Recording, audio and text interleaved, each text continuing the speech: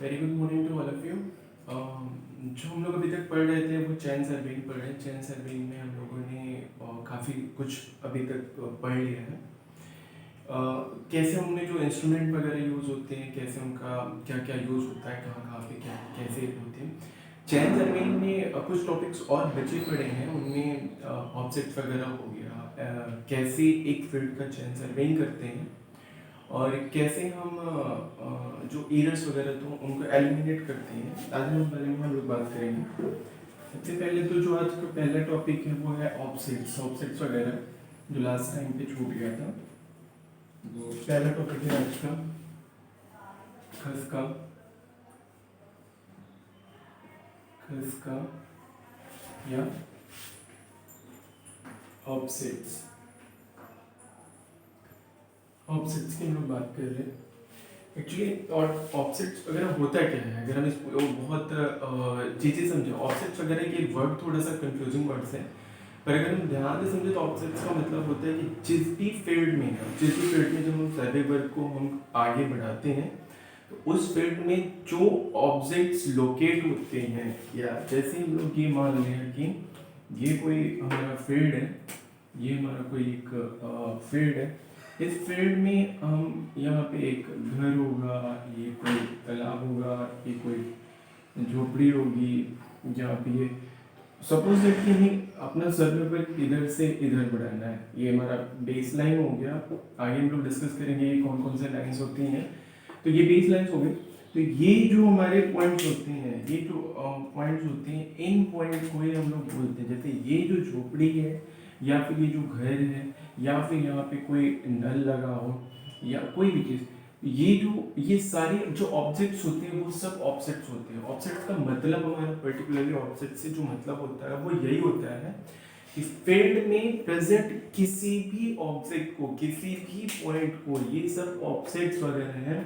चाहे वो घर हो, चाहे वो नल हो, चाहे तालाब हो, सर्वे वर्क के डायरेक्शन में बढ़ने पर जो भी कोई ऑब्जेक्ट्स मिलेगा वो सारे के सारे ऑब्जेक्ट्स, चाहे वो प्लेटफॉर्म हो, नल हो, टोटी हो, सबसे बड़ी चीज होनी चाहिए परमानेंट होना चाहिए। ऐसा ना हो कि कोई लकड़ी रखी हुई है, उस लकड़ी को हमने सर्वे वर्क में इंक्लूड कर लिया और लकड़ी आज यहाँ रखी है, कल को वो दूसरी नहीं।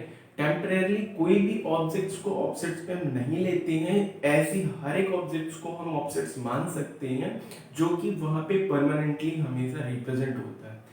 किसी भी ऑब्जेक्ट्स को हम अपने मैप में सिर्फ इस वजह से इंक्लूड करते हैं क्योंकि कोई भी हम मैप देखने के बाद हमें कैसे पता चलेगा कि ये उस फील्ड का किस डायरेक्शन में है, किस जगह है। सिर्फ हमें अपने पर्टिकुलरली बेस लाइन्स वगैरह नहीं, एक ट्रू रिप्रेजेंटेटिव, कोई भी मैप उस एरिया का ट्रू रिप्रेजेंटेटिव होता है। और ट्रू रिप्रेजेंटेटिव कैसे हो सकता है कि जब उस फील्ड में जो परमानेंट ऑब्जेक्ट्स वगैरह होते हैं, उन परमानेंट ऑब्जेक्ट्स को हम उस मैप पे जस्टिफाई करते हैं। तो ये होता है हमारा ऑब्जेक्ट्स। अगर हम ऑब्जेक्ट्स को अगर कैटेगराइज करें, हम ऑब्जेक्ट्स को अगर कैटेगराइज करते हैं तो ये दो तरह का होता है। एक होता है समकोणिक, समकोणिक खसका। दूसरा होता है तिरछा।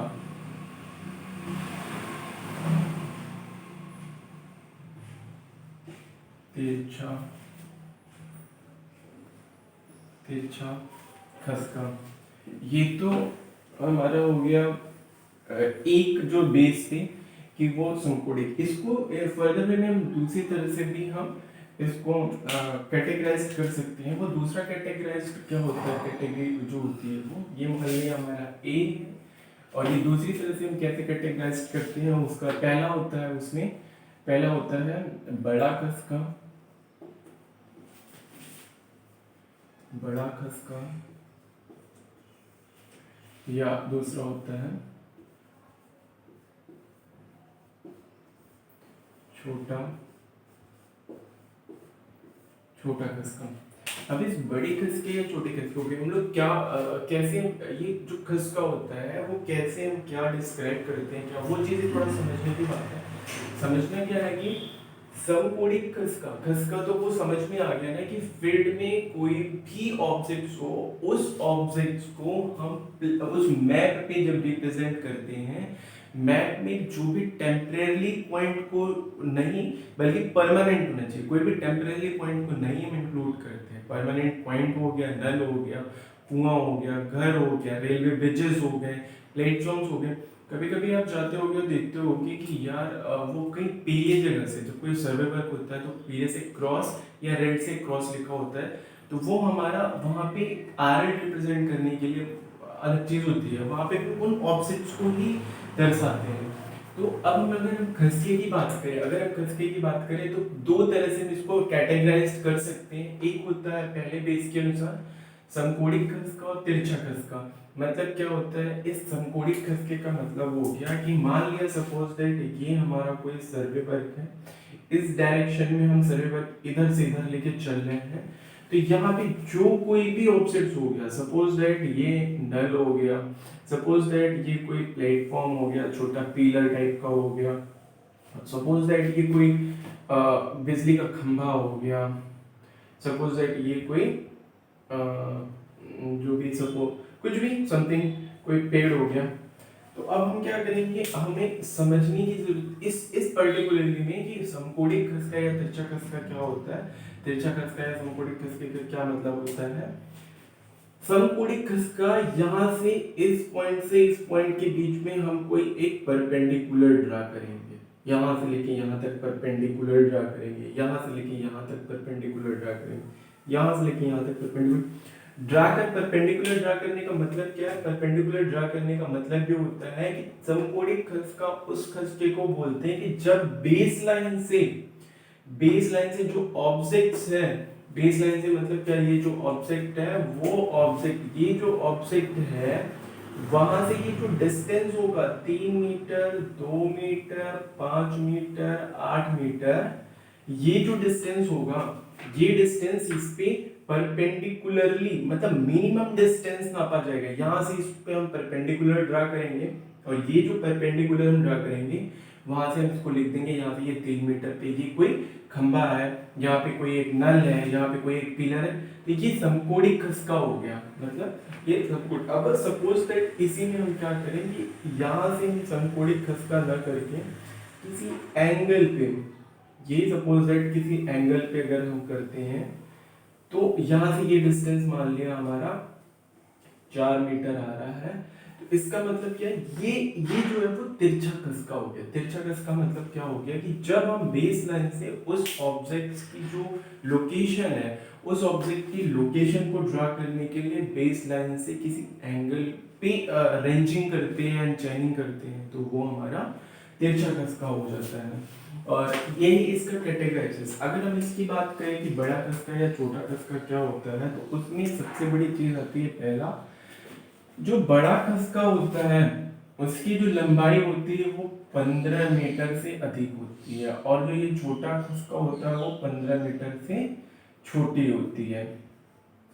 कहने का क्या मतलब है इसका, कि ऐसा तो नहीं है ना कि केवल एक पर्टिकुलरली पॉइंट को ही हम खसका मानेंगे। हो सकता है कि सपोज जैसे अगर हम फील्ड में गए और फील्ड में जब ये बेस लाइन बढ़ा रहे हैं तो ये कोई घर आ गया, ये कोई स्कूल आ गया कहीं से भी, तो ये क्या है, ये क्या, अगर हम इसकी जो लंबाई होगी ये 15 मीटर से बड़ा होगा तब इसको हम बड़ा खसका मान लेंगे, और यही अगर 15 मीटर से छोटा होगा तो ये छोटा खसका।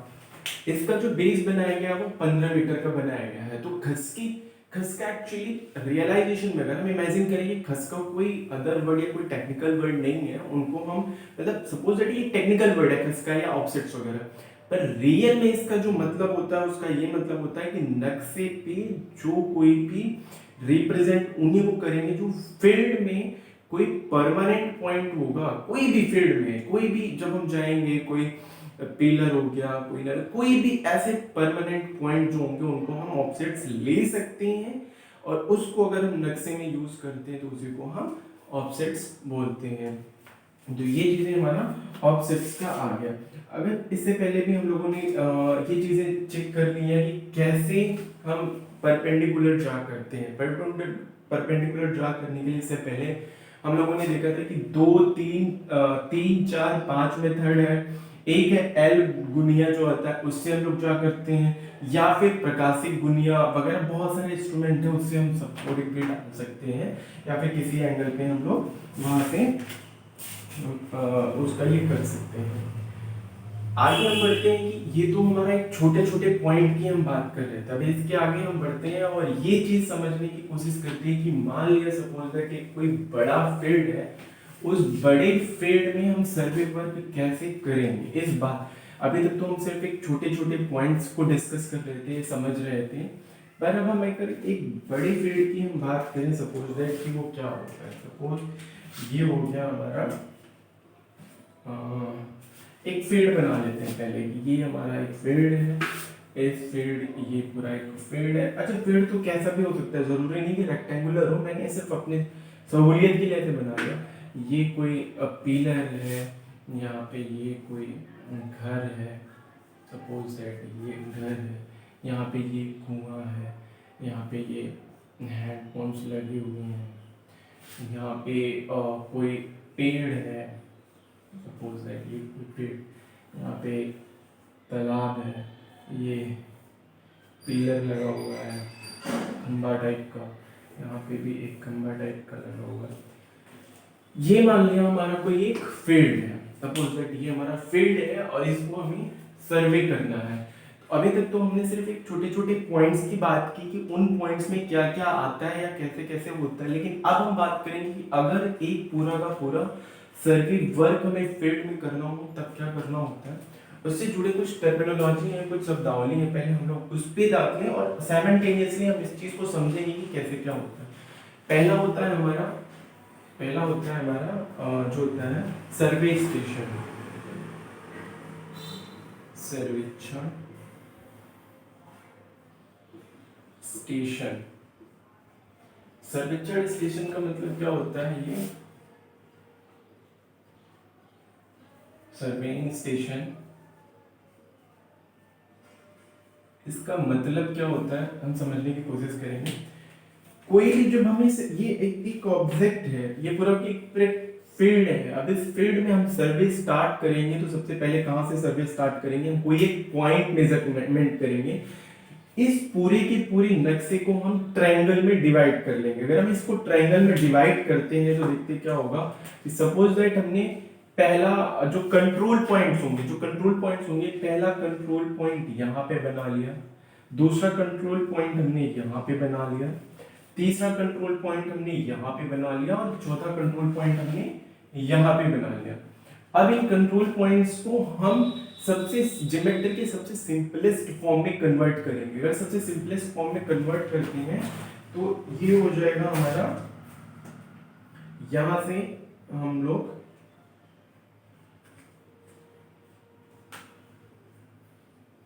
इसको हम डिवाइड कर लेंगे ट्रायंगल के फॉर्म में। ट्रायंगल का जो सबसे सिंपलेस्ट फॉर्म होता है, ज्योमेट्री का सबसे सिंपलेस्ट फॉर्म होता है,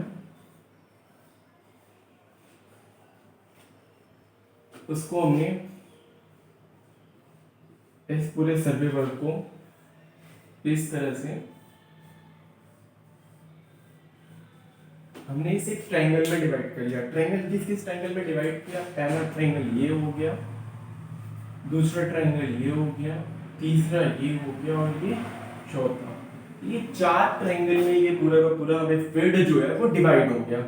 अब हमें ये समझने की कोशिश करेंगे कि सर्वे स्टेशन किसे बोलते हैं, या फिर ये एक पर्टिकुलरली फील्ड है, उसमें जो पहला वर्ड है वो पहला वर्ड है सर्वेइंग स्टेशन। सर्वेइंग स्टेशन होता क्या है एक्चुअली, ये जो होता है ना, ये जो मेन पॉइंट होते हैं, जो मेन कंट्रोल पॉइंट होते हैं, मेन कंट्रोल पॉइंट जो होते हैं जहां से हम पूरा का पूरा सर्वे वर्क कंट्रोल करते हैं, पूरा का पूरा सर्वे वर्क कंट्रोल करते हैं, इसी को बोलते हैं सर्वेइंग स्टेशन। यहाँ पे भी हम एक सर्वे स्टेशन बना सकते हैं, ये जरूरी नहीं होता है कि सर्वे स्टेशन का भी कोई पर्टिकुलरली मेन, हम अपनी इजीनेस के लिए, अपनी उन सब चीजों के लिए कि सर्वे स्टेशन को हम कहाँ पे सबसे अच्छे से हम कंट्रोल कर सकते हैं पूरे फील्ड को, हम इस 4 जगह पे अगर सर्वे स्टेशन बना दिया तो इन 4 स्टेशन से इस फील्ड को बहुत ही आसानी से हम इसको पूरी के पूरे सर्वे वर्क को कंट्रोल कर सकते हैं।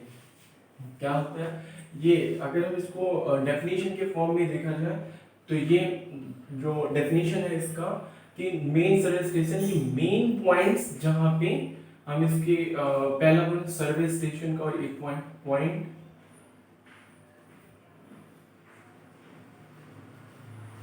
जहां से पूरा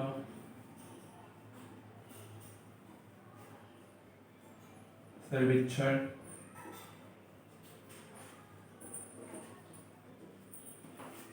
कंट्रोल किया जाता है।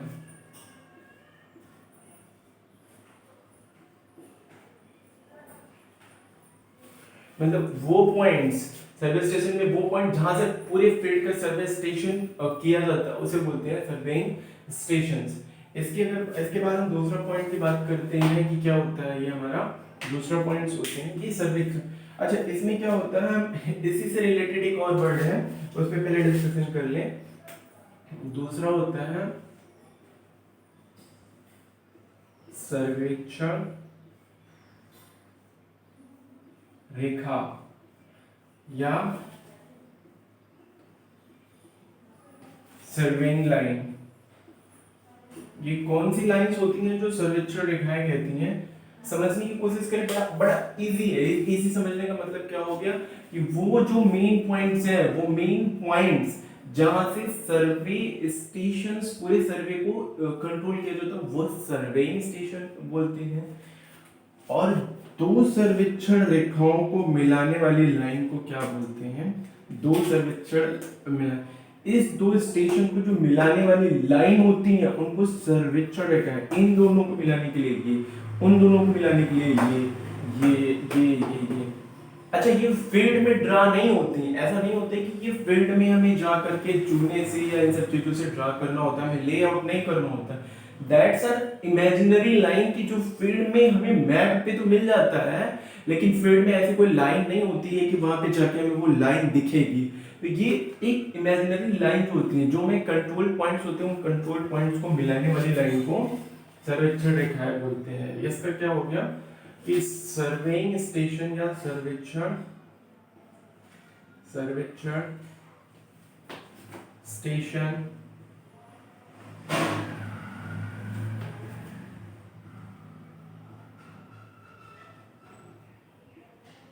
को मिलाने वाली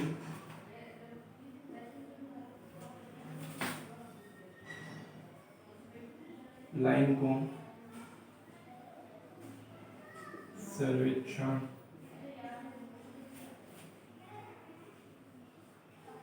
रेखा कहते हैं।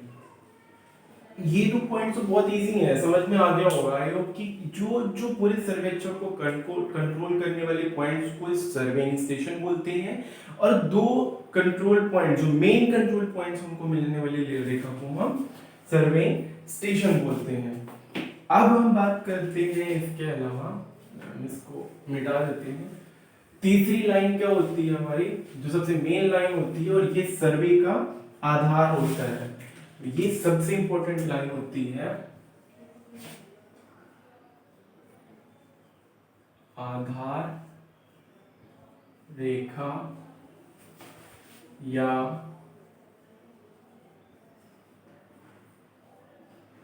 Base line.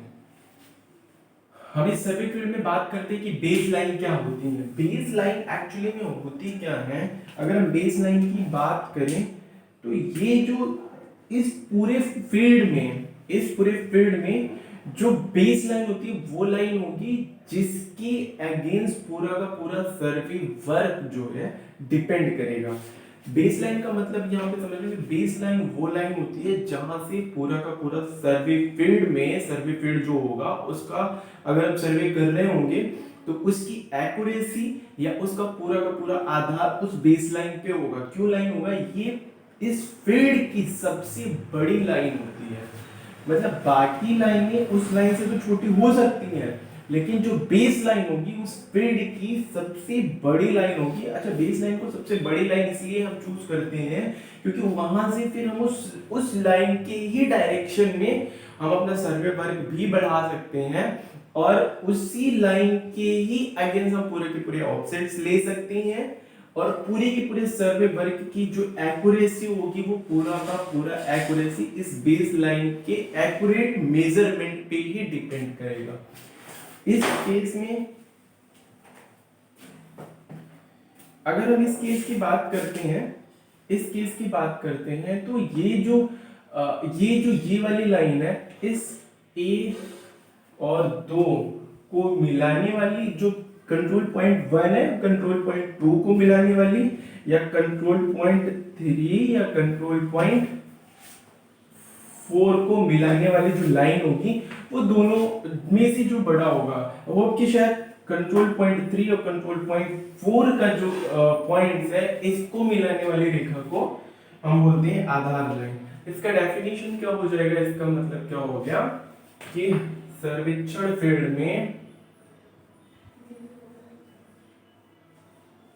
सर्वेक्षण क्षेत्र में सबसे बड़ी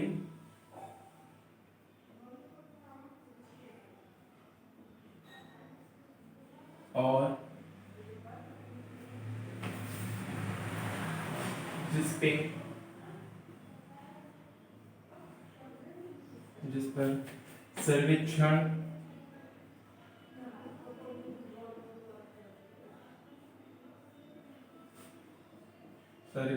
कार्य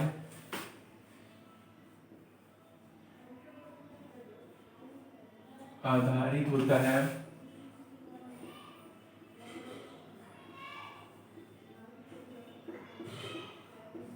को बेस लाइन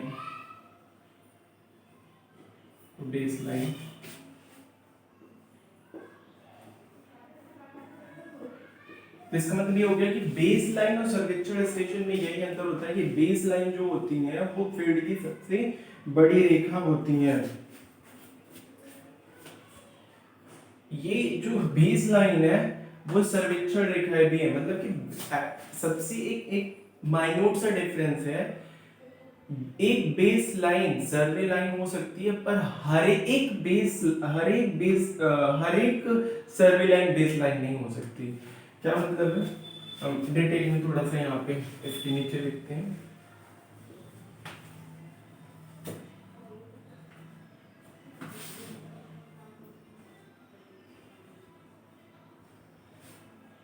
हर एक बेस लाइन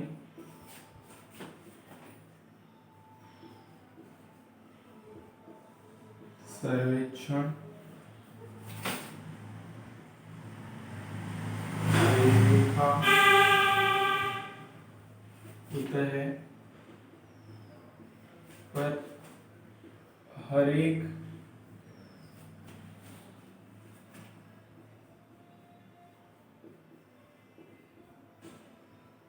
सर्वेक्षण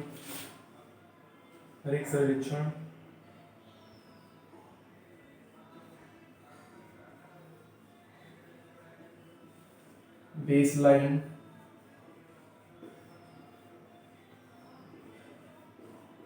नहीं होता है।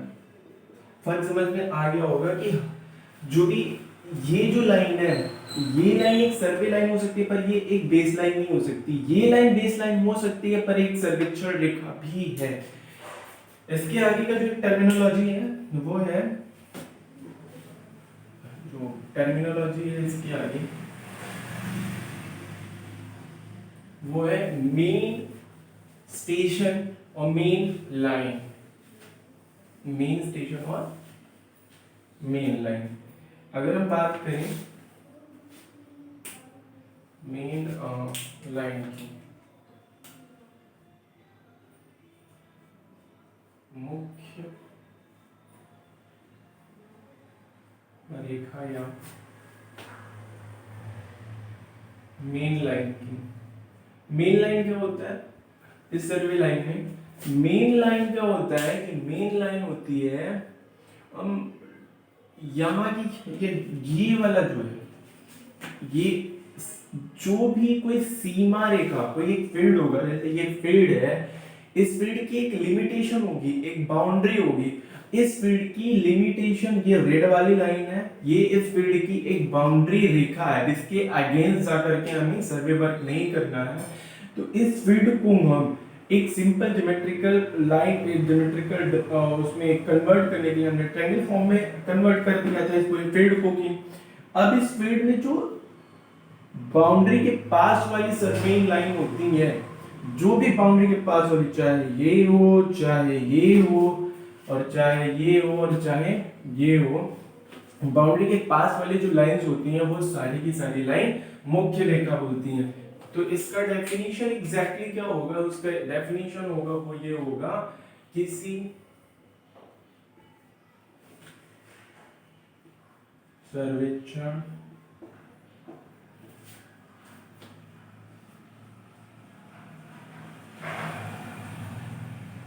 क्षेत्र की सीमा रेखा के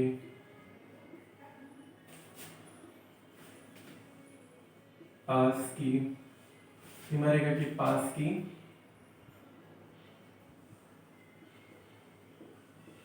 सर्वेक्षण रेखा को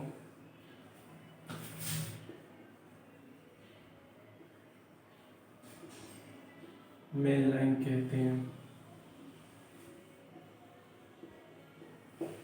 इसका क्या मतलब, किसी भी जो क्षेत्र होगा उस क्षेत्र की जो बाउंड्री होगी, जो उसका लिमिटेशन होगा, उस लिमिटेशन के पास की जो सर्वेइंग लाइन होगी उसे हम मेन रेखा बोलते हैं। इसके अलावा जो इसका जो सबसे एक और टर्मिनोलॉजी होती है वो संयोग रेखा, संयोग रेखा या टाई लाइन। ये टाई लाइन क्या होती है, इस बारे में अगर हम बात करें कि टाई लाइन, सपोज दैट कि ये हमारा कोई फील्ड है और इस फील्ड में हमने, ये तो हमारे मुख्य कंट्रोल पॉइंट हो गया ना, हमने सपोज दैट यहाँ पे एक कंट्रोल पॉइंट बना लिया छोटा सा, अपने वर्क को इजी बनाने के लिए हमने इस केवल ट्रायंगल की अगर हम बात करें, इस ट्रायंगल की बात करें अगर हम, ये जो ट्रायंगल है, तो सपोज दैट हमने एक यहाँ पे एक एक छोटा सा और इस मेन कंट्रोल पॉइंट्स के अलावा भी एक कंट्रोल पॉइंट्स यहाँ बना लिया, एक कंट्रोल पॉइंट सपोज दैट कि हमें यहाँ पे बना लिया एक कंट्रोल, और इनके बीच की जो रेखा होगी इसी को हम बोलते हैं संयोग रेखा। एक्चुअली संयोग रेखा का मतलब थोड़ा सा ये हो गया कि पूरे के पूरे फील्ड में अगर हम ऐसे ऐसे संयोग रेखा ही बनाते चले जाए तो फील्ड जो है वो बहुत ही ज्यादा डेंसिफाई हो जाएगा, तो वो बन नहीं पाएगा, देखने में सही नहीं लगेगा या फिर एग्जीक्यूट नहीं हो पाएगा। पर उस फील्ड में कुछ कंट्रोल पॉइंट्स हो गए कि जहां पे हम पूरा का पूरा, जैसे घर हम जब बनाते हैं तो सबसे पहले एक ढांचा बनाते हैं, एक स्ट्रक्चर बनाते हैं, देन उसके अंदर हम छोटे छोटे पॉइंट्स की उसकी फिनिशिंग, उनकी प्लास्टरिंग, उनकी फॉल सीलिंग्स वगैरह को उसको बाद में कंसीडर करते हैं। तो सेम ऐसे ही जब हम किसी सर्वे फील्ड में अगर हम सर्वे करते हैं तो उस सर्वे फील्ड में सबसे पहले हम एक मेन स्टेशन स्टैब्लिश करते हैं। मेन स्टेशन स्टैब्लिश करने के बाद जो है हम उस फील्ड को एक ज्योमेट्री के सबसे सिंपलेस्ट फॉर्म में कन्वर्ट करते हैं, और वो सबसे सिंपलेस्ट फॉर्म ट्रायंगल होता है। तो उस पूरे के पूरे बड़े स्ट्रक्चर को, सर्वेइंग स्टेशन होता है तो ये सिर्फ 2x2 के कमरे में नहीं होता है, 2x5 के उसमें, तो वो बहुत बड़ा 250, 300, 400 इवन बहुत बड़े बड़े एरिया में होता है। तो हम वहाँ पे बहुत बड़े बड़े मेन स्टेशन कंट्रोल पॉइंट्स बना लेते हैं जहाँ से हमारा सर्वे वर्क कंट्रोल होता है। अब उन सर्वे वर्क को कंट्रोल करने के लिए एक छोटे छोटे ग्रिड पैटर्न में अगर हम बात करते हैं तो फिर वहाँ पे हम क्या करेंगे कि एक पर्टिकुलरली हमने क्या किया कि ये पर्टिकुलरली 3 वाला जो ट्रायंगल था, ये जो 3 वाला ट्रायंगल था, इसी ट्रायंगल के अंदर छोटे छोटे और स्टेशंस बना लिए, छोटे छोटे और कंट्रोल पॉइंट्स बना लिए अपने इजीनेस के लिए, सर्वर के एक्यूरेसी को और बढ़ाने के लिए छोटे छोटे जो स्टेशन बनाते हैं उन स्टेशंस को बोलते हैं टाई स्टेशन या संयोग स्टेशन। और उन दोनों छोटे छोटे स्टेशंस या छोटे छोटे कंट्रोल पॉइंट्स को मिलाने वाली जो रेखा होती है उसे बोलते हैं हम टाई लाइन। तो मतलब सर्वेक्षण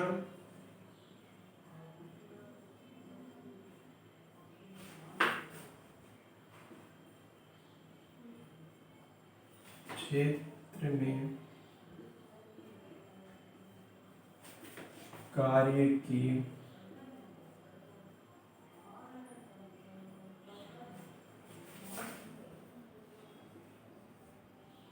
क्षमतापूर्वक संपन्न करने के लिए, क्षमतापूर्वक करने के लिए बनाए गए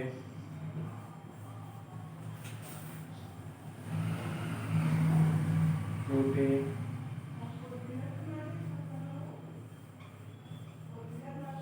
कंट्रोल पॉइंट, छोटे छोटे कंट्रोल पॉइंट्स को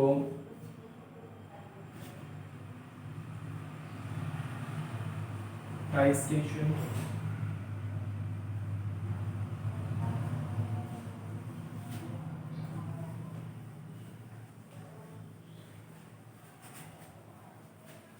टाई स्टेशन कहते हैं एवं दो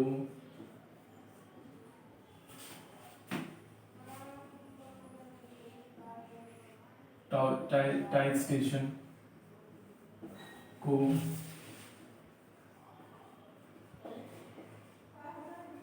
मिलाने वाली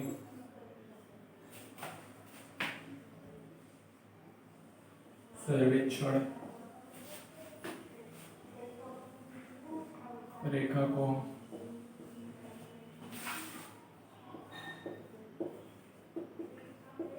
टाई लाइन कहते हैं।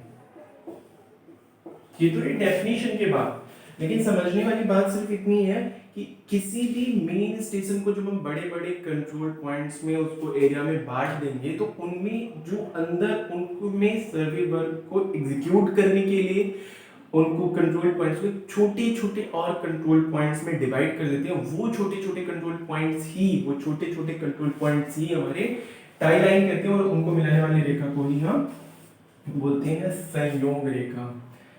सपोज दैट कि हमारा जो है ये पूरा का पूरा फील्ड जो था उस पूरे फील्ड में हमारा सर्वे वर्क कंप्लीट हो गया। एक मैप हमने जो ड्रा किया था, जो स्केल लेकर के हमने ड्रा किया हुआ था, वो ड्रा हो गया, एक मैप बन गया, फील्ड की एकदम ट्रू रिप्रेजेंटेटिव हो गया। उसके बाद जरूरी है कि हमारा जो मैप बना है वो फील्ड का ट्रू रिप्रेजेंटेटिव है, उसमें एरर है तो कितना एरर है और कितना क्या चीज है, इस बारे में हम जानने के लिए एक लाइन का यूज करते हैं, उसे बोलते हैं हम चेक लाइन। और चेक लाइन का मतलब क्या होता है हम समझते हैं। चेक लाइन क्या होता है,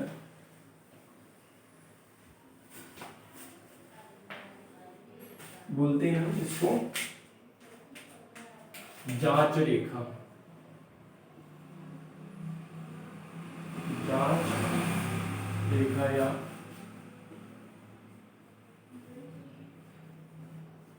चेक लाइन, जांच रेखा या चेक लाइन।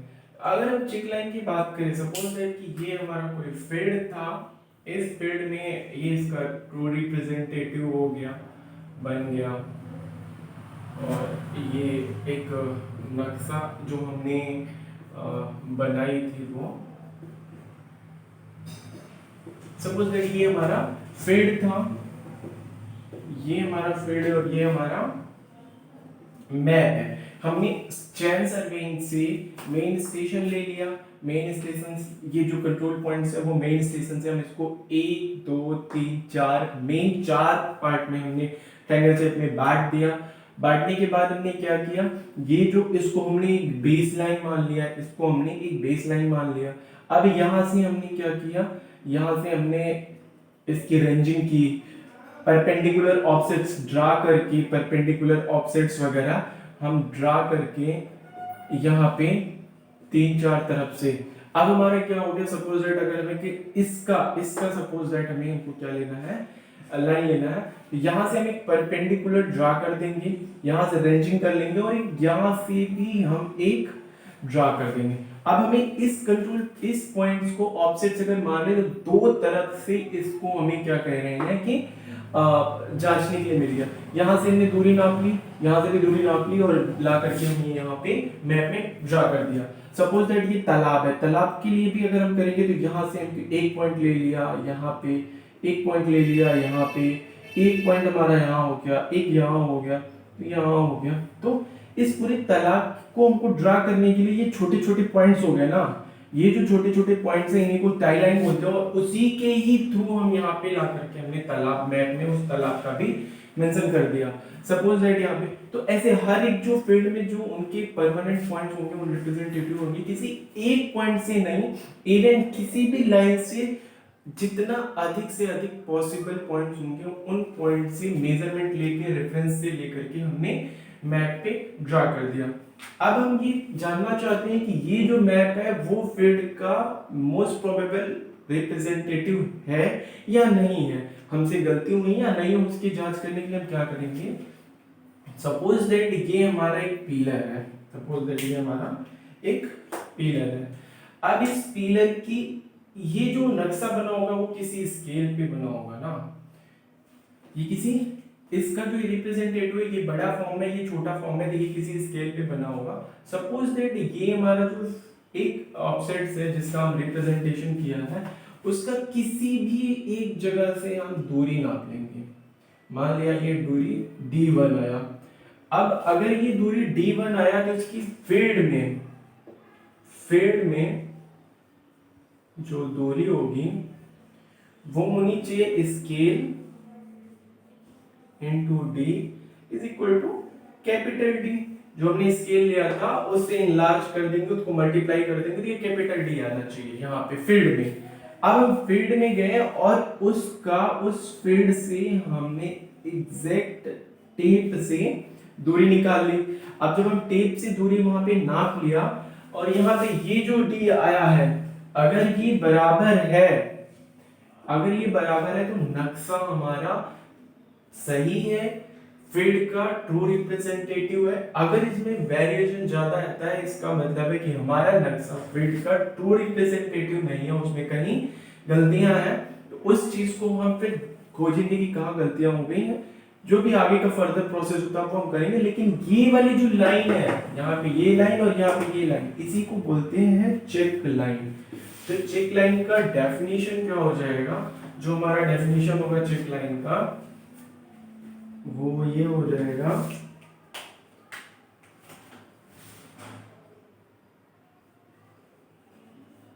मैप का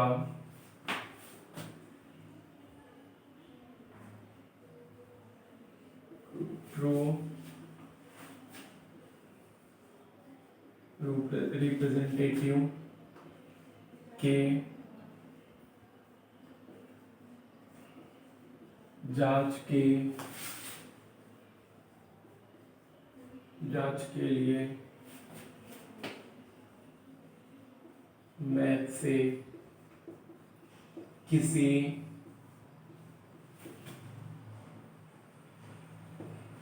पॉइंट की दूरी निकाल कर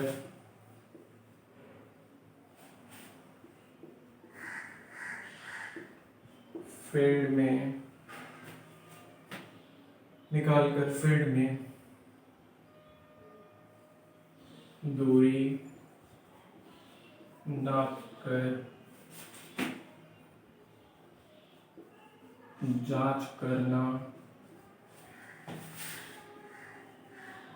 ये जांच रेखा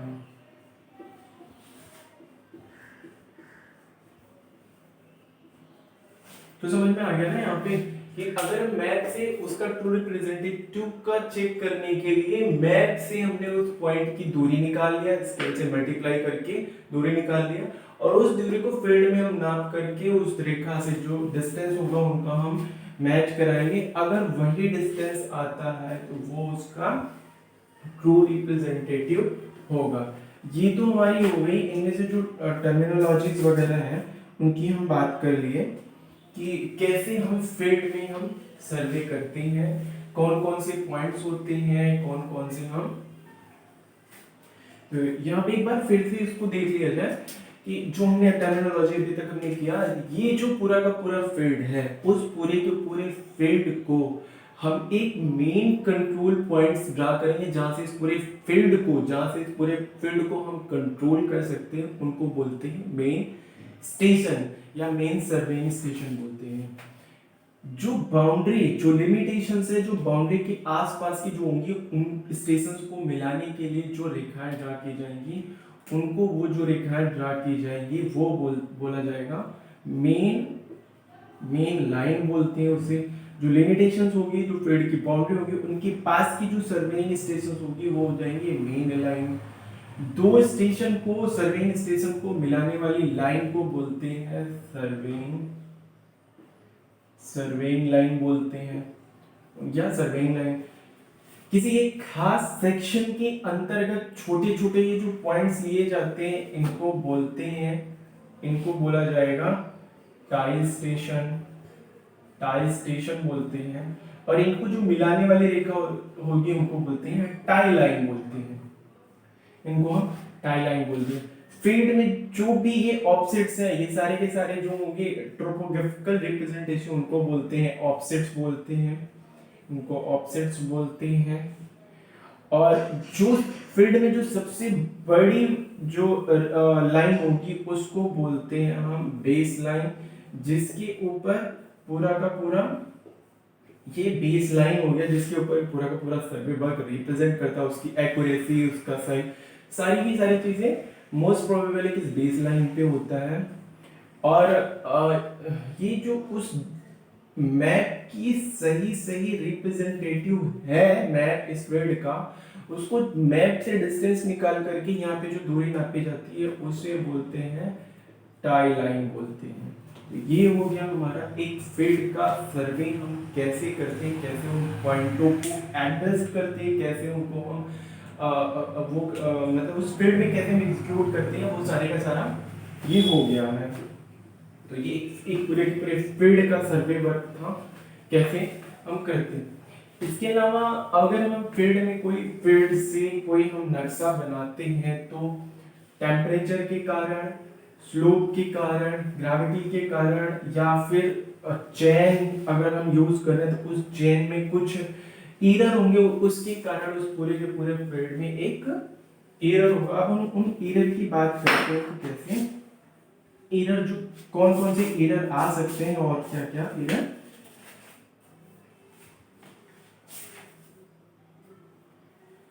इससे पहले हम लोगों ने पढ़ा हुआ है एरर को या त्रुटियां, एरर इसको बोलते हैं त्रुटियां।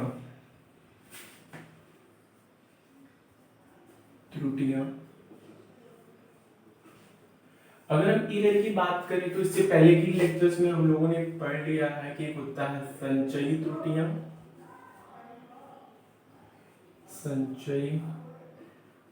त्रुटियां, दूसरा होता है समकारी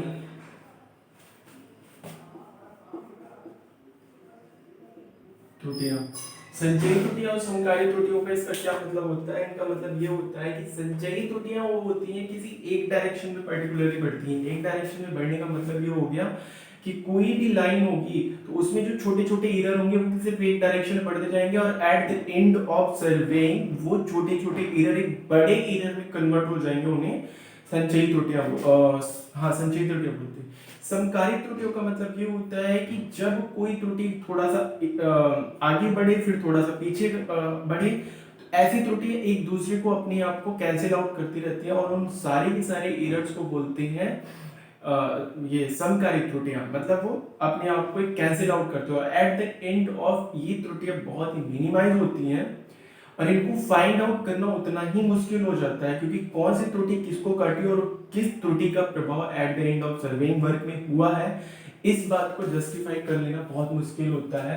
तो ये इस त्रुटियों को हम पता कर सकते हैं eight the end of surveying work कितना है, पर इन त्रुटियों को हम पता नहीं कर सकते। इन त्रुटियों को हम पता कर सकते हैं इसको लास्ट में किस त्रुटि के कारण एरर आ रहा है सर्वेइंग वर्क में, वो हम पता नहीं कर सकते हैं।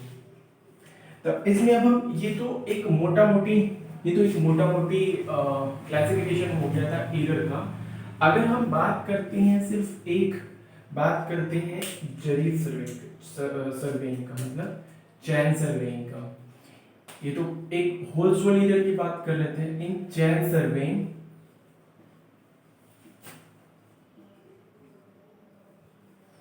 अगर चैन सर्वेइंग की बात करते हैं तो कौन कौन से एरर आ सकते हैं चैन सर्वेइंग के फील्ड को चैन सर्वे करने के लिए, उसमें कौन कौन सी त्रुटियां आ सकती हैं, उनमें से बात करते हैं। पहली त्रुटि होती है हमारी, जो पहली त्रुटि आएगी वो त्रुटि होगी फीते, दूसरी त्रुटि होगी फीते की लंबाई कम या ज्यादा होने पर। अच्छा, अगर हम कोई समझने की अगर हम कोशिश करें कि अगर सपोज दैट ये कोई फीता है, ये फीता है और इस फीते की लंबाई जो है वो सिर्फ और सिर्फ 19 मीटर ही है एक्चुअल में, लेकिन हमको कह के क्या दिया गया कि ये 20 मीटर है और हमें ये पूरी की पूरी एक स्टेशन लाइन स्टेशन है, इनको हमें नापना है। तो हम एक चैन जब हम इसको नापेंगे तो हमें क्या बता के दिया गया कि ये 20 मीटर का है, तो जब हम नापेंगे तो हम मानेंगे 20 मीटर, लेकिन नाप कितना रहे हैं 19 मीटर। अब फिर हम इसके आगे जाएंगे, एक और लाइन, तो हमने सोचा कि ये 20 मीटर में नाप दिया, लेकिन नापा हमने 19 मीटर। फिर ऐसे हम यहाँ पे आगे बढ़े, फिर ये 20 मीटर सोचा और 19 मीटर ही नापा, फिर यहाँ पे भी है 20 मीटर 19 मीटर, और एट द एंड ऑफ हमने यहाँ पे 20 मीटर और 19 मीटर। क्या मतलब है कि जब हम सर्वे वर्क जब हम कर रहे थे, ये जो चैन है, इस चैन को हमें ये कह के दिया गया कि ये 20 मीटर की चैन है और ये 19 मीटर की एक्चुअल में चैन थी।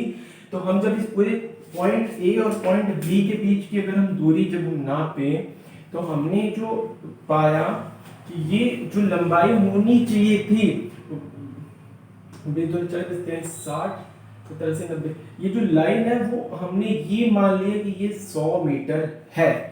जो हमें चैन मिली थी वो 20 मीटर की चैन मिली थी, और जो हमने पॉइंट ए पॉइंट बी के बीच में जब हमने दूरी नापी तो ये जो दूरी है वो दूरी 100 मीटर के बराबर होनी चाहिए थी, लेकिन ये 19 मीटर की चैन थी। तो 19 मीटर की चैन के कारण इसकी जो लंबाई है वो होगी 1 2 3 4 5, ये जो लंबाई होगी वो 95 मीटर ही हो जाएगी। अब समझने की कोशिश करना कि पॉइंट ए और पॉइंट बी के जो बीच की जो दूरी है वो दूरी होगी वो सिर्फ होगी 95 मीटर, लेकिन हमने नापा कितना 100 मीटर। ये जो इसमें एरर आया वो एरर आया 5 मीटर का। अब समझना, एक जब चैन नापी थी तो एरर आया था 1 मीटर का, फिर जब यहाँ पे हमने नापा तो एरर आया 1 मीटर का। मतलब क्या है कि यहाँ पे जो एरर आया वो 1 मीटर का, यहाँ पे 1 मीटर का आया। तीसरी बार हम जब नापा उसमें भी 1 मीटर का एरर आया। चौथी बार हमने चैन को नापा उसमें भी 1 मीटर का आया। पांचवी बार मैंने नापा तो क्या इस प्रोसेस में एक बार भी कभी ऐसा हुआ कि ये 1 मीटर कम नापा था, इस मीटर में 1 मीटर ज्यादा हो गया? नहीं ना।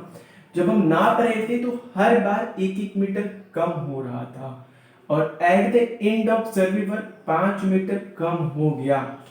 तो जो एरर है वो एक डायरेक्शन में ही कम हुआ ना, मतलब एक डायरेक्शन में ही एरर गया ना। ऐसा तो नहीं था ना एक बार +1 -1 बढ़ा, एक बार +1 बढ़ा और बाद में कैंसिल आउट होकर के एरर 0 हो गया, ऐसा नहीं हुआ ना। पहली बार भी 1 मीटर कम था, दूसरी बार भी 1 मीटर कम था, तीसरी बार भी 1 मीटर कम था, चौथी बार भी 1 मीटर था, पांचवी बार भी 1 मीटर कम था।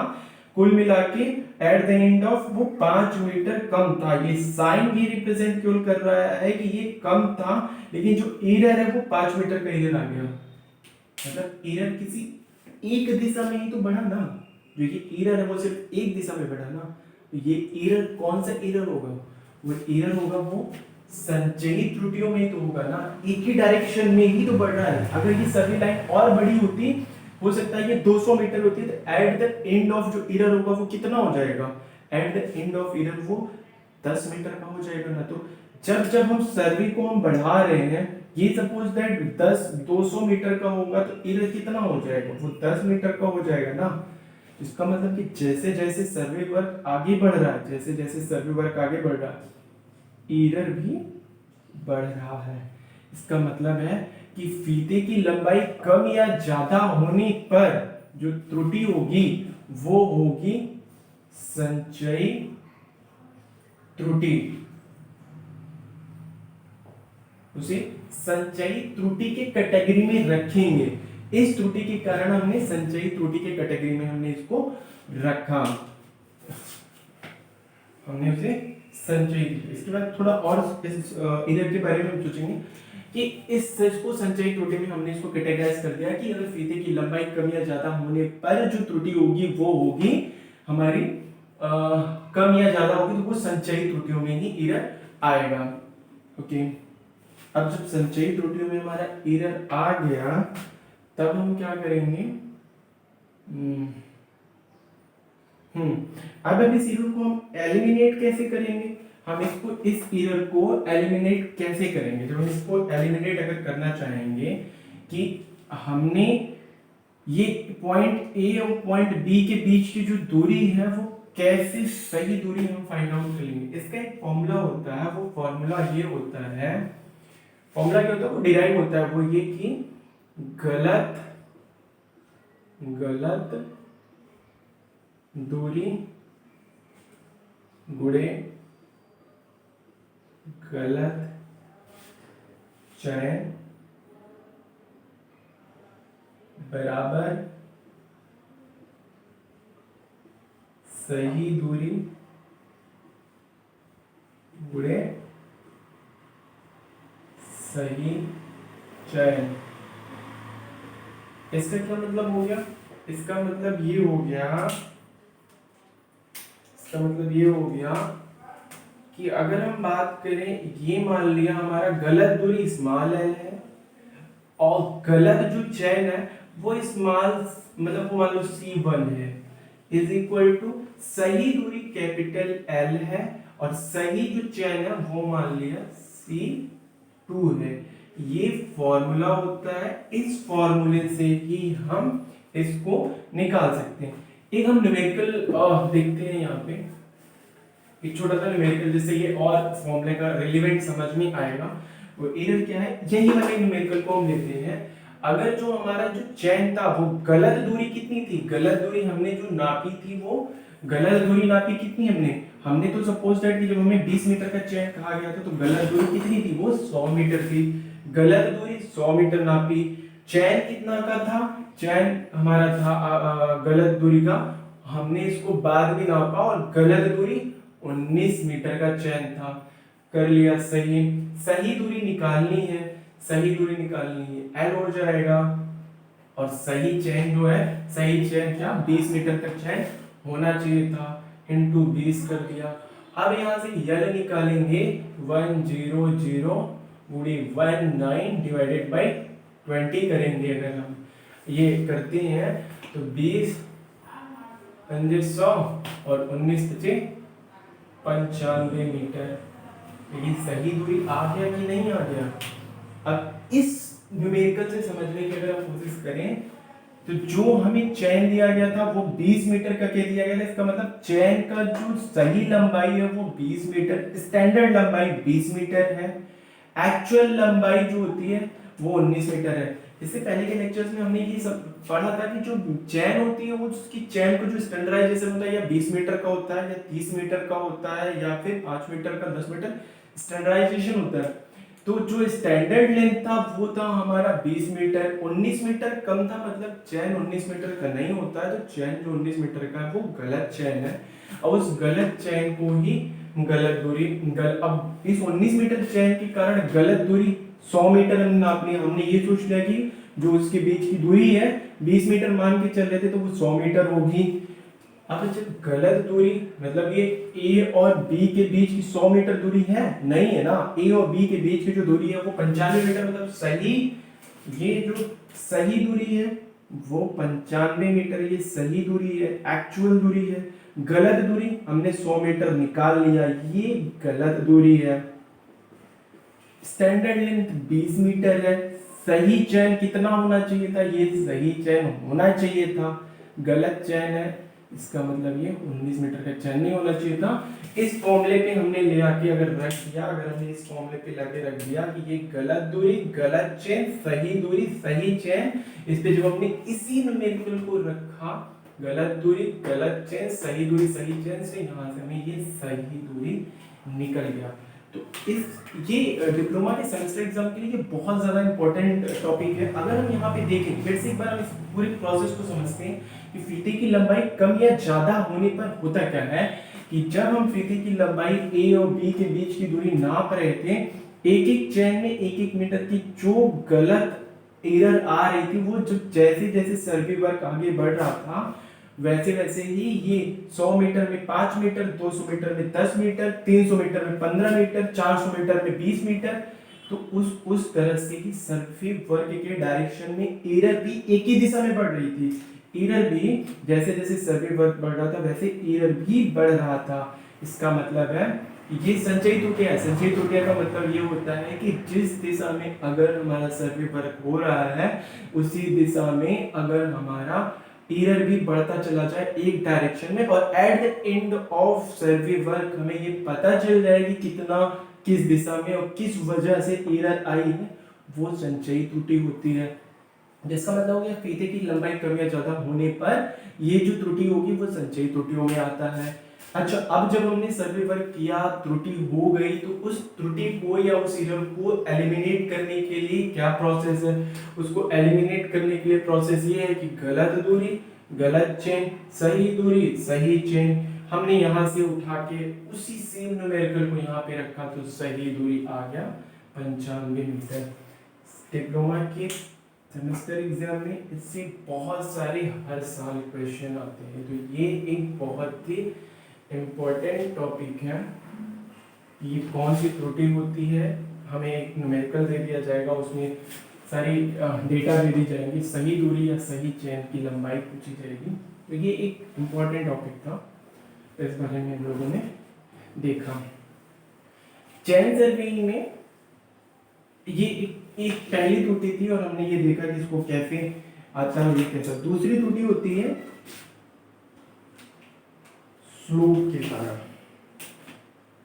दूसरा होता है फीते में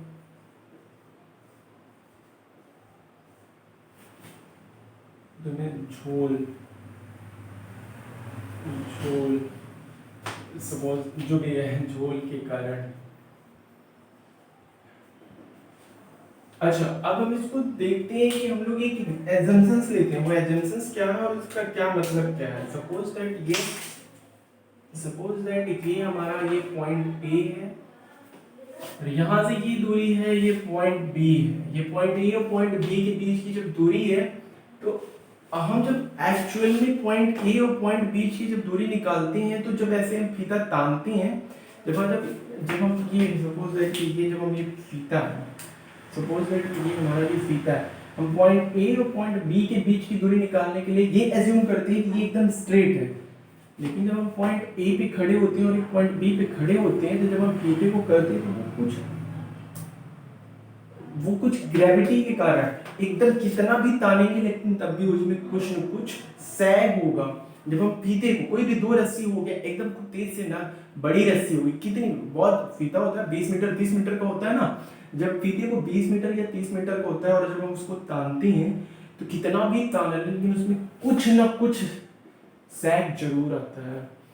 ये सैग ये कारण ही, अब सपोज दैट ये 20 मीटर का हमारा 20 मीटर का ये चैन है, ठीक, ध्यान से देखिएगा इसको, 20 मीटर का ये चैन है, ठीक, लेकिन हमें तो दूरी निकालनी थी, ये वाली दूरी निकालनी थी, मतलब दूरी निकालनी थी कौन सी वाली, हमें ये दूरी निकालनी थी।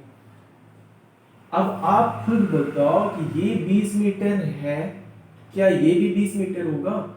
ये हो सकता है कि इसमें जब कुछ स्लोप आया है, जब हम रस्सी को तानते हैं 20 से 30 मीटर, तो उसमें कुछ न कुछ ग्रेविटी के कारण कुछ न कुछ वो कर्व टाइप का बना लेता है, थोड़ा सा ही है लेकिन बना जरूर लेता है। उसमें अगर ये 20 मीटर है तो ये उससे कम होगा, सपोज दैट ये 19 मीटर है, 19 मीटर है। इसका क्या मतलब हो गया कि हमें जो दूरी बताई गई थी वो 20 मीटर की थी, लेकिन एक्चुअली दूरी में ये भी 19 मीटर है। इससे पहले का जो न्यूमेरिकल था, इसके पहले का जो कॉन्सेप्ट था, मैं प्रोसेस बस खाली थोड़ा सा समझने का डिफरेंस है, लेकिन चीज या प्रोसेस सिर्फ वही है। इसमें भी 19 मीटर ही आ रहा है। हमने सोचा कि पॉइंट ए और पॉइंट बी के बीच की जो दूरी है वो 20 मीटर है, क्योंकि 20 मीटर का चैन है, लेकिन उस सेग को हमने अगर निग्लेक्ट कर दिया तो जो दूरी नापी गई वो 19 मीटर की ही दूरी नापी गई। ये तो एक की बात हो गई। यहीं पे अगर हम इससे आगे बढ़ते हैं, बी से सी पॉइंट, यहाँ से ऐसे कोई करेक्ट थोड़ा सा कर्वेचर लेकर के, ये 20 मीटर है। हमने जब इसको नापा तो हमने सोचा ये फिर से ये 19 मीटर है। अब जब ये 19 मीटर है तो फिर से यहाँ क्या हो गया, हमने सोचा 20 मीटर है पर है 19 मीटर। इसका मतलब 1 मीटर पे यहाँ एरर आया, 1 मीटर पे यहाँ। जैसे जैसे इस सर्वे वर्क को हम आगे बढ़ाते चले जाते हैं, जैसे जैसे हम इस सर्वे वर्क को आगे बढ़ाते चले, 1 मीटर का एरर यहाँ पे आया, 1 मीटर का एरर यहाँ पे आया। ये एरर जैसे जैसे सर्वे वर्क आगे बढ़ रहा है, जैसे जैसे सर्वे वर्क बढ़ रहा है, वैसे एरर भी बढ़ रहा है। इसका मतलब है कि फीते में झोल के कारण जो एरर आएगा वो भी होगा हमारा संचयी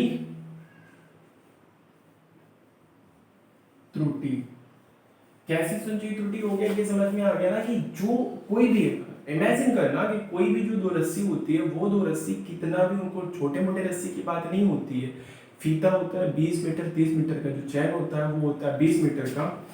तो उन 20-20 मीटर की जब चैन को हम कितना भी तेज से तान लें, लेकिन उसके बावजूद भी उसमें कुछ न कुछ कर्वेचर आता है, और उस जो कर्वेचर आता है उसके कारण ही सर्वे वर्क में जब हम आगे बढ़ते चले जाते हैं, उसके बावजूद भी इसमें एरर आता है। और उन एरर के कारण सर्वे वर्क जैसे जैसे बढ़ता है, एरर भी बढ़ता है, और एक दिशा में बढ़ने के कारण वो एक eight the end of survey work, eight the end of survey work यहाँ पे ये 2 मीटर का एरर आ गया।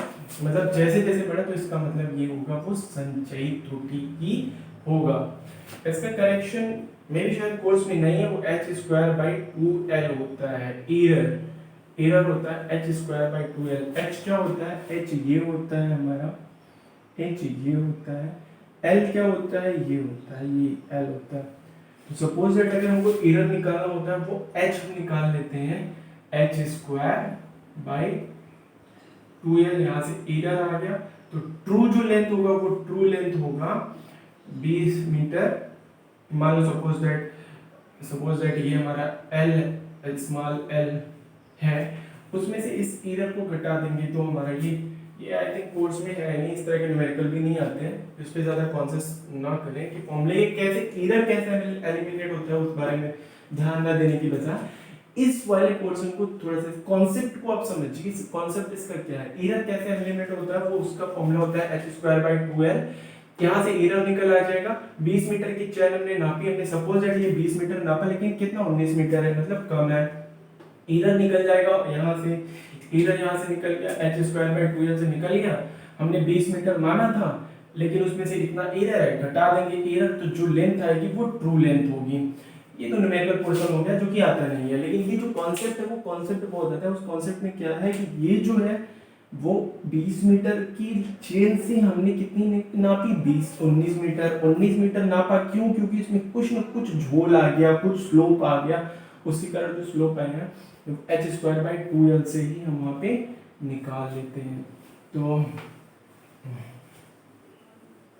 ये हो गया हमारा फीते में झोल के कारण, जो भी झोल के कारण जो करेक्शन थे वो डी हो गया। इसी कारण तीसरा जो करेक्शन है वो तीसरा करेक्शन है तापमान के कारण, तापमान के कारण। तापमान के कारण क्या मतलब होता है, अच्छा कोई भी जो मटेरियल होता है, कोई भी मटेरियल वो होता है, उसमें अगर हम उसको हीट देंगे तो वो कुछ न कुछ एक्सपेंड होगा, और अगर हम उसको ठंडा करेंगे तो वो कुछ न कुछ कॉन्ट्रैक्ट होगा। हमारे कहने का क्या मतलब है, इस चीज को समझते हैं हम कहाँ से, यहाँ से। सपोज दैट ये कोई हमारा एक बार है, हमने इसको 100 डिग्री सेंटीग्रेड पे गर्म किया, इसकी जो लंबाई है वो कैपिटल एल है।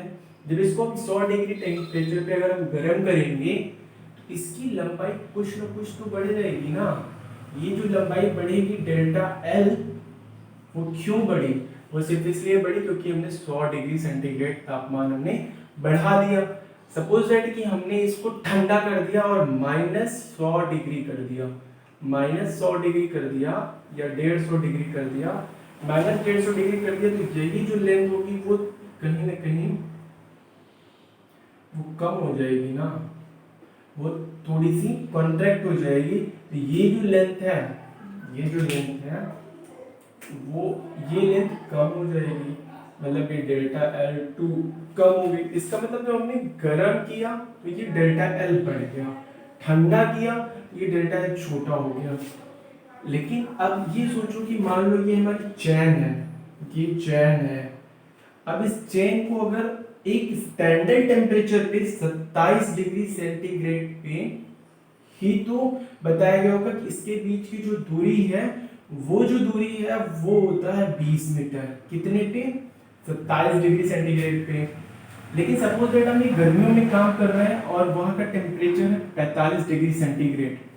अब क्या होगा, अगर गर्मियों में काम कर रहे हैं 45 डिग्री सेंटीग्रेड है, तो क्या इसका जो दूरी होगा वो 20 मीटर होगा? नहीं, हो सकता है कि शायद इसमें कुछ थोड़ा बहुत दूरी बढ़ गया हो। अगर ये दूरी बढ़ गया है तो क्या होगा, हम ये यहाँ से पॉइंट ए से पॉइंट बी के बीच की दूरी नाप रहे हैं, कितना, हम मान रहे हैं कि ये 20 मीटर है। लेकिन टेम्परेचर बढ़ने के कारण इसकी जो दूरी नाप कितना रहा है, वो नाप रहा है हमारा 21 मीटर दूरी नाप रहा है। अगर वो 21 मीटर दूरी नाप रहा है तो ये 20 मीटर की दूरी नापना चाहिए था, लेकिन नाप कितना रहा, 21 मीटर की। चलो सपोज दैट ठीक है, बी से सी के बीच की दूरी नापना 20 डिग्री चाहिए था, नाप कितना रहा, 21 मीटर। फिर आगे बढ़ा सर्वेवर, नापना 20 डिग्री चाहिए था, नापा 31 मीटर। क्या मतलब है इसका, कि जैसे जैसे सर्वे वर्क आगे बढ़ रहा है, जैसे जैसे सर्वे वर्क आगे बढ़ रहा है, को नापना चाहिए था सिर्फ और सिर्फ 60 मीटर, लेकिन नाप इसने कितना दिया, 63 मीटर। इसका मतलब है कि 3 मीटर का अब भी जो है एरर आ गया। इस 3 मीटर का एरर आ जाने का कारण है कि जैसे जैसे सर्वे वर्क आगे बढ़ रहा है वैसे वैसे एरर भी बढ़ रहा है। इसका मतलब ये भी जो त्रुटि है वो संचयी त्रुटि ही होगा, ये भी त्रुटि संचयी त्रुटि ही होगा। इसने जो त्रुटि निकालने का जिसका फॉर्मूला होता है, अच्छा एक और कॉन्सेप्ट कर लिया, ये तो रही गर्मी की बात, गर्मी में हो रहा है। मान लो अगर ये ठंडी की बात अगर कर रहे हैं, तो ठंडी में जो टेम्परेचर है मान लिया कि 4 डिग्री सेंटीग्रेड पे, 4 डिग्री सेंटीग्रेड पे 20 मीटर तो था 27 डिग्री सेंटीग्रेड पे ना। अगर 20 डिग्री जो टेम्परेचर था वो 20 मीटर था, वो 27 डिग्री सेंटीग्रेड। अगर हमने कम कर दिया, जब अगर कम कर देंगे इसकी दूरी कुछ ना कुछ तो कम हो जाएगी ना। जो ये कम होगी तो ये कितना नापेगा, सपोज दैट ये 19 मीटर नाप रहा है। हम क्या सोच रहे हैं कि ठंडी में 27 डिग्री पे 20 मीटर था, 4 डिग्री सेंटीग्रेड पे जब हम नाप रहे हैं तो उसकी दूरी घट गई तो कितनी होगी, 19 मीटर। अब हमने नापना स्टार्ट किया, मान लिया पॉइंट ए है, यहाँ से यहाँ तक के बीच की जो दूरी नापी, हम सोच रहे हैं कि ये 20 मीटर नापा गया, पर 4 डिग्री सेंटीग्रेड पे इसकी लंबाई कितनी थी, 19 मीटर ही नापी गई। उसके बाद जब हम इस सर्वेवर को और आगे बढ़ाए तो हमने सोचा 20 मीटर नापा गया, पर नापा कितना, 19 मीटर। सेम ऐसे तीसरी बार जब हम 20 मीटर 19 मीटर, क्या मतलब है इसका कि नापना इसको कितना चाहिए था 60 मीटर, नापा इसने कितना 57 मीटर। तो क्या दिक्कत है, फिर से वो 3 मीटर का जो है कम नाप दिया, यहाँ 3 मीटर। अब देखना 27 डिग्री का ही एक 27 डिग्री सेंटीग्रेड पे एक चैन लिया, उस चैन को हमने 20 मीटर नाप के बड़ा कर लिया। अब उसको हमने दे दिया सर्वे फील्ड में वर्क करने के लिए। वो गर्मी में जब काम कर रहा था, वो जब गर्मी में काम कर रहा था, तो गर्मी में काम करने के बाद वो जो फीते की लंबाई थी वो 27 डिग्री और 45 डिग्री के कारण ये जो करेक्शन है करीब करीब 13-15 डिग्री सेंटीग्रेड के कारण, उस 13-15 डिग्री सेंटीग्रेड के कारण 1 मीटर लंबाई बढ़ गई। और हमने नापना था 20 मीटर, लेकिन उस एक एक मीटर बढ़ने के कारण हमने 30 मीटर नाप दिया, और जब 30 मीटर नाप दिया तो 3 मीटर ज्यादा हमने दूरी नाप दी। सेम वही चैन लेकर के हम ठंडियों में 4 डिग्री सेंटीग्रेड पर अगर हम नापेंगे तो ये जो दूरी है वो 1 मीटर कम हो जाती है। और हमें नापना था 60 मीटर, हमने नापा केवल 27 मीटर, मतलब 3 मीटर कम नाप दिया। इसका मतलब ये है कि यहाँ पे भी और यहाँ पे भी एक ही चेन से, जिसका स्टैंडर्डाइजेशन 27 डिग्री पे किया गया था, गर्मियों में नापा तो 3 डिग्री सेंटीग्रेड 3 मीटर ज्यादा नाप दिया, ठंडियों में नापा तो 3 मीटर कम नाप दिया। ये बहुत ज्यादा एरर आ गया। इस एरर को खत्म करने के लिए, कैंसिल आउट करने के लिए जो फॉर्मूला होता है वो ये होता है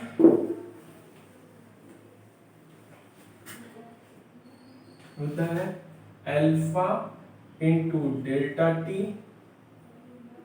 इंटू एल, जहां पे अल्फा जो होता है वो इसको बोलते हैं थर्मल एक्सपेंशन कोफिशिएंट, हिंदी में बोलेंगे इसको चलो जो भी है, थर्मल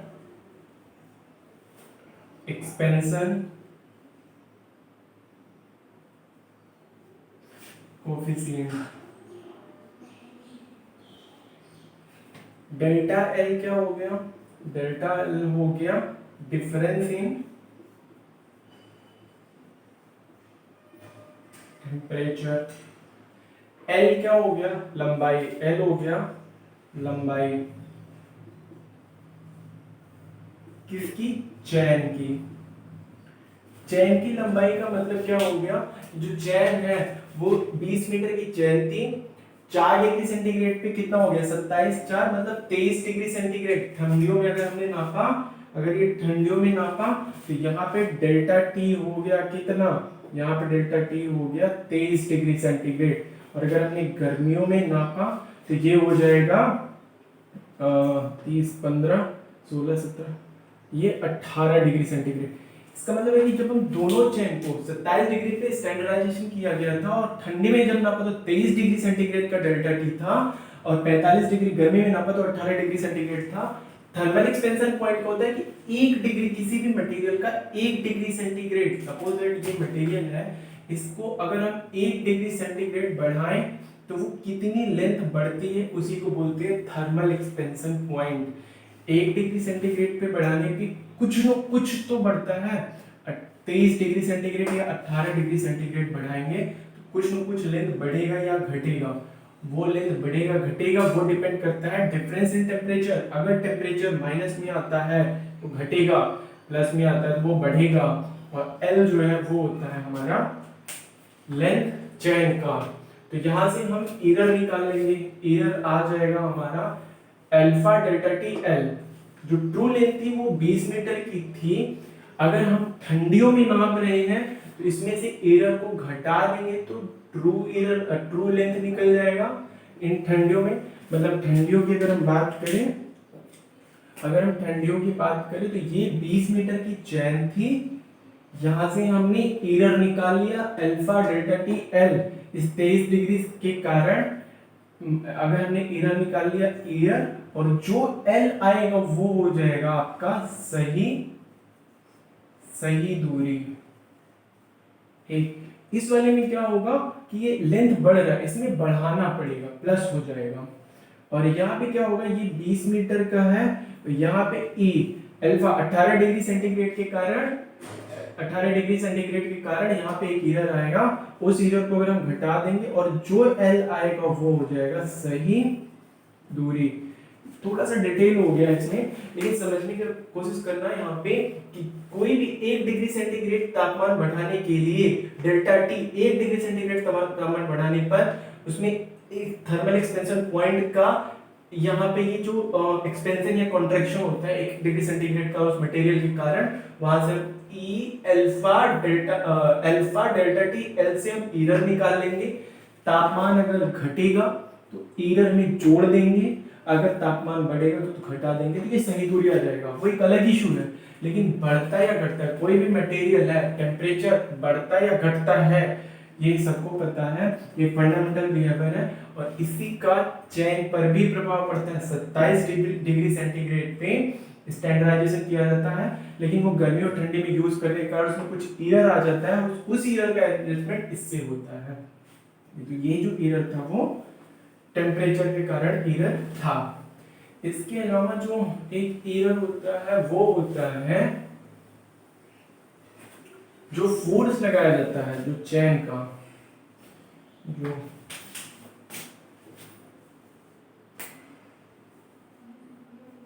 बल असमान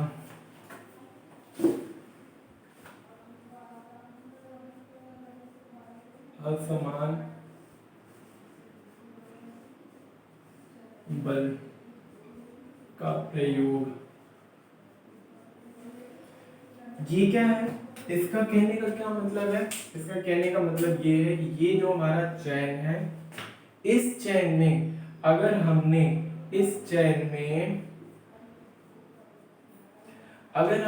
स्टैंडर्डाइजेशन की बात करें, स्टैंडर्ड की अगर हम बात करें तो 27 डिग्री सेंटीग्रेड पे P फोर्स से खींचा गया, मान लिया P यहाँ पे 10 किलो न्यूटन पर सेंटीमीटर स्क्वायर है, 10 किलो न्यूटन पर सेंटीमीटर स्क्वायर है। इस फोर्स लगा करके खींचा और इस खींचने के बाद हमने बता दिया कि ये 20 मीटर का चैन है। लेकिन जब हम फील्ड में गए और यहाँ पे हमने क्या किया, टेम्परेचर मान लो 27 डिग्री सेंटीग्रेड था, लेकिन यहाँ पे लगाना था 10 डिग्री सेंटीग्रेड। अब हम जब चैन होता है उसको जब हम तानते हैं तो इसका मतलब ये तो नहीं, तो वहां पे हमारे पास फोर्स को भी कैलकुलेट करने के लिए बस उसको इतना तानते ही ताकि वो खींच जाए। हमने अगर 10 डिग्री इससे ज्यादा फोर्स लगाएंगे, 10 किलो न्यूटन पर सेंटीमीटर से ज्यादा अगर हम फोर्स लगाएंगे तो इसकी जो दूरी है 20 मीटर, मान लिया हमने इसको थोड़ा और तेज से तान दिया और 20 किलो न्यूटन से ताप दिया, तो ये 20 मीटर 10 किलो न्यूटन पे स्टैंडर्डाइजेशन था। 20 किलो न्यूटन का जब हम नापा तो ये हो गया 21 मीटर की दूरी पड़ गई। या सपोज दैट ये जो चैन था, इस चैन को हमने बस ऐसे ही छोड़ दिया और केवल 5 किलो न्यूटन पर मीटर स्क्वायर से लगाया, तब क्या हुआ, ये 20 मीटर की जगह 19.8 मीटर ही नापा। नापना कितना चाहिए था, 20 मीटर, नाप कितना दिया 19.8 मीटर, या फिर यहाँ पे 21 मीटर। इसके कारण एरर आएगा कि नहीं आएगा?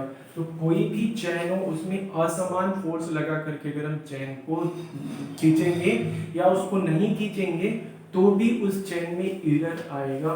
कोई एक रस्सी हो गया, सपोज दैट कोई एक रस्सी ले लिया हमने, उस रस्सी को तेजी से तानते हैं तो वो काफी दूर तक खींचता है, छोड़ देते हैं तो बहुत लूज होता है। तो डिफरेंस होता है ना कि कितना फोर्स लगाते हैं, उसी तरह चैन पे या फीते पे भी जितना फोर्स लगाएंगे वो उस हिसाब से खींचेगा, एक्सटेंड होगा। तो इसीलिए हम लोग यूज करते हैं इनवॉल्व टेप का। इनवॉल्व टेप में अल्फा भी बहुत कम होता है, जो इनवॉल्व टेप होता है, इनवॉल्व टेप में अल्फा थर्मल एक्सपेंशन पॉइंट भी कम होता है और वो खींचता है, सिकुड़ता भी बहुत कम है, मतलब ये पी फोर्स का भी बहुत प्रभाव नहीं होता है बेस लाइन के लिए। इसीलिए इनवॉल्व टिप का यूज करते हैं, जहां पे हमें एक्यूरेट दूरी नापनी है वहां पे इनवॉल्व टिप का यूज इसी वजह से करते हैं। इस एरर को एलिमिनेट करने के लिए जो फॉर्मूला होता है वो PL by AE होता है, एरर होता है वो PL by AE होता है। यहाँ पे P जो है ना, P माइनस P